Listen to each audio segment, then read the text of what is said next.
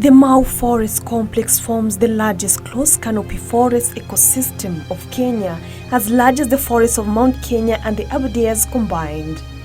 Standing at 400,000 hectares, it is the single most important water catchment in Rift Valley and Western Kenya, and is a natural asset of national importance whose condition has a major impact on the tea, energy and tourism sectors. This critical ecosystem helps secure the provision of water supply to urban areas for domestic and industrial use, and supports to the livelihoods of millions of people living in the rural areas, not only in Kenya but also in neighboring countries. Despite its critical importance for sustaining current and future economic development, the Mau Forest Complex has been impacted by extensive irregular and ill-planned settlements, as well as illegal forest resources extraction that have reduced cover by more than 25% in the past 15 years. The enemy: human beings. Logging and unlicensed lands has taken its toll, calling for concerns. In 2009, the government had no choice but to evict the settlers in the forest. This was done through legal number 68 of 6th June 2012. That is when the area was gazetted once again. Kenya Forest Service and other stakeholders have moved in to rehabilitate the important forest.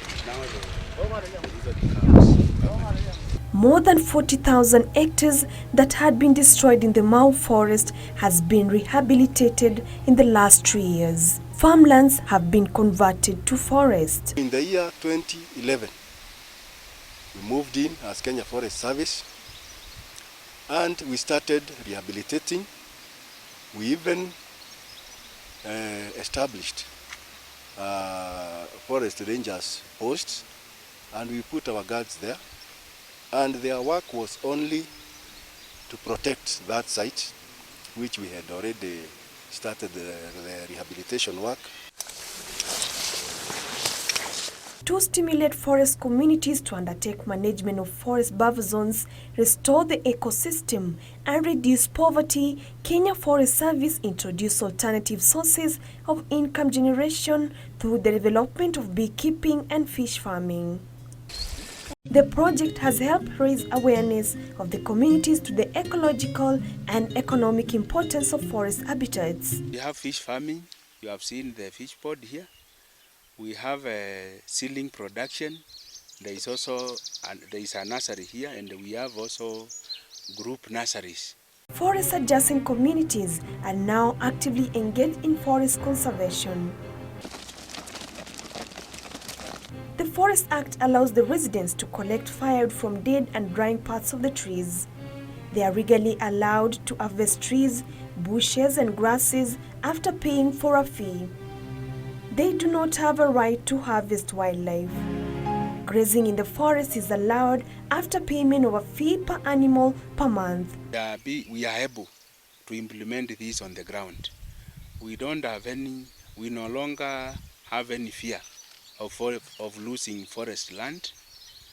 We don't have any fear of mismanagement, because we have a management plan in place.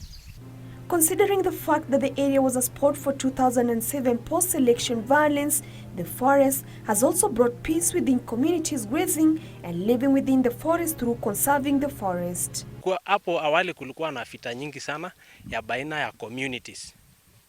The major communities ambazo ziko hapa ni Kalenjin, Masai na Kikuyu.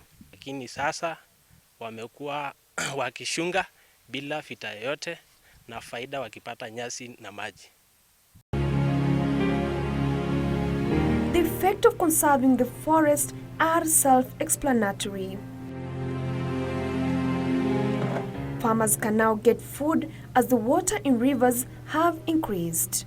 3 years ago, this was a farmland, but continuous efforts by forest management and adjacent communities living around the forest has been able to regain its cover.